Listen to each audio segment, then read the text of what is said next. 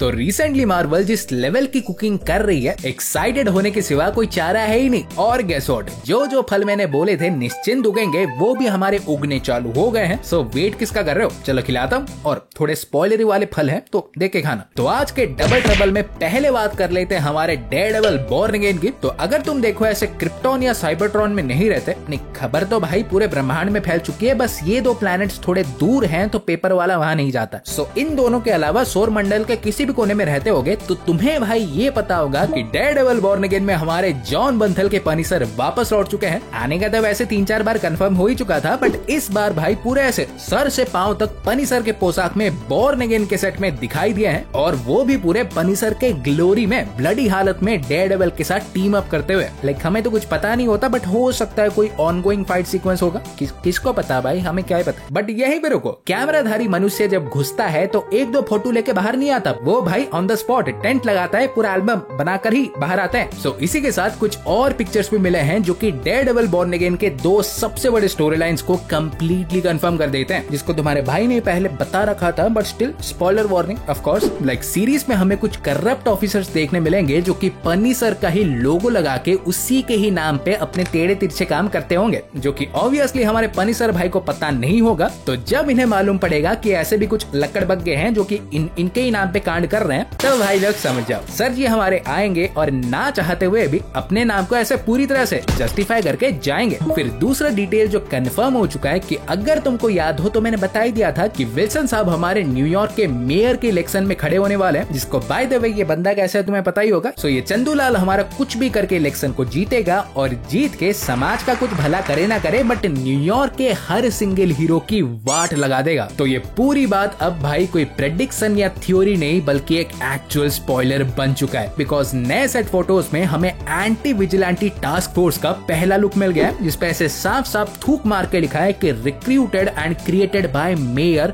फिस्क। मतलब इतना बड़ा नहीं लिखा, उसका मतलब यही है। और इनके पूरे रूप से तुम जान ही गए होगे, पकड़ के ऐसे भुट्टा तो नहीं खिलाएंगे। सो ये स्क्वाड बेसिकली न्यूयॉर्क शहर के कोने कोने में जाके हीरोज को इधर कैप्चर करेंगे या तो सीधा न्यूट्रलाइज। और इन हीरोज में हमारे Spiderman, Daredevil, Jessica Jones, Kate Bishop, Echo, ये सारे के सारे आते हैं। और सिर्फ ये लोग थोड़ी पनीर खिलाएंगे, किंगपिन साहब हमारे प्रॉपर सुपर विलन्स को भी हायर करने वाले हैं इनके इनको उड़ाने के लिए। सो पेटी में भाई कुर्सी को डाल दो, क्योंकि बांध के मजा मैंने क्या बोल दिया, कुर्सी की पेटी बांध लो, मजा आने वाला है। इसके बाद पूरे कास्टिंग के प्लेटफॉर्म पे आने के बाद मार्वल हमारी इस फैंटास्टिक फोर की गाड़ी में कोयला भरे जा रही है। एंड ऑनेस्टली अभी से इसके बारे में जितना कुछ सुनने मिल रहा है, ये definitely one of the best MCU film साबित हो सकती है। लाइक प्रीवियसली मैंने ये तो ऑलरेडी इन्फॉर्म कर दिया था कि फैंटास्टिक फोर की फिल्म एक डिफरेंट यूनिवर्स में ही टेक प्लेस करने वाली है, जिसका मतलब मार्वल लिटरली इसके साथ वो सारी वाइल्ड चीजें कर सकती है जो कि अगर फिल्म हमारी एमसीयू में टेक प्लेस करती ना तो वो करने का सोचते भी नहीं। लाइक नई गड्डी तो मिलने ही वाली है, यानी फिल्म के एंड में ये एमसीयू में तो आ ही जाएंगे, तो पुरानी गड्डी को पहाड़ पे चढ़ाओ, पानी में डुबाओ, क्या ही फर्क पड़ता है। और रिसेंटली जो डिटेल्स मिले हैं वो तो और भी एक्साइट कर देते हैं, किसी को बताना मत। लाइक फर्स्ट ऑफ ऑल जो जस्ट अनाउंस हुआ था, फिल्म में हमें भाई एक फीमेल सिल्वर सर्फर देखने मिलेंगी और उससे प्ले करेंगी जूलिया गार्नर। और यहाँ पे आई गेट यू, तुम क्या बोलना चाहते हो, बट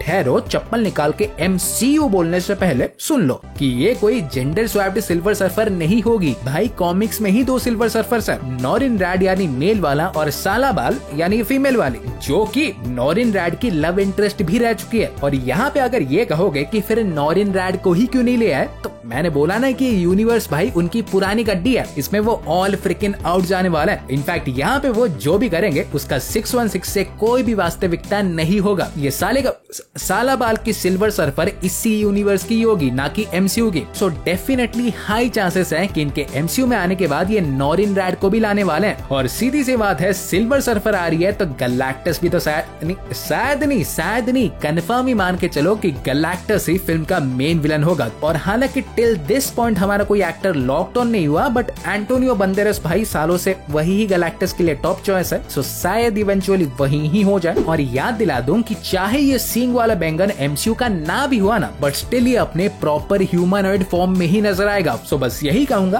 तैयार हो जा माइटी गैलेक्टस के लिए। फिर रिसेंटली हमारे ह्यूमन टॉर्च का भी एक ऑफिशियल पोस्टर रिलीज हुआ था एंड आई कैन डेफिनेटली सी ये ऐसे ही हमारे बाकी तीनों का भी टाइम टू टाइम रिलीज करने वाले हैं। बट यहाँ पे ध्यान देने वाली बात इस पोस्टर का बैकग्राउंड है। फिल्म हमारे 60s में टेक प्लेस करेगी, बट इनमें से कोई 60s का तो लग नहीं रहा। सो घंटे का एनालाइज देख के जो लग रहा है ये होंगे तो देखो 60s के ही, बट टेक्नोलॉजी वाइज बहुत आगे होंगे। मतलब हमें देखो 60s के एस्थेटिक्स के साथ एक रेट्रो फ्यूचरिस्टिक दुनिया देखने मिलेगी, जो कि हु नोज टेक्नोलॉजी वाइज शायद हमसे भी आगे हो। और इस पूरे कायापलट यानी इस एंटायर रिवोल्यूशन का मेन रीजन रीड ही होगा। ये फाइनली भाई बताने की जगह दिखाएंगे कि इस बंदे को smartest man on the planet क्यों कहा जाता है। फिर इसी के साथ इनके वेबसाइट पे फ्यूचर फाउंडेशन का भी टीज मिल गया है, जो कि बता दूं बढ़िया बात है, क्योंकि फ्यूचर फाउंडेशन की टीम बनाई तो हमारे रीड रिचर्ड्स नहीं थी, एक से बढ़कर एक स्मार्ट बंदे को लेके, बट इस टीम का देखो सीक्रेट वॉर्स में भी एक बहुत बड़ा रोल था। और इंटरेस्टिंग थिंग इस टीम के मेंबर्स से स्पाइडरमैन और डॉक्टर डूम भी रह चुके हैं। सो अगर ये टीम में फिल्म में दिखेगी तो शायद इनके यूनिवर्स का स्पाइडी और डूम भी दिख जाए। और ये भी ऐसे जरूरी नहीं है कि इनके यूनिवर्स का डूम विलन ही हो। सो सारे नए डिटेल्स जान लिए होंगे, फाइनली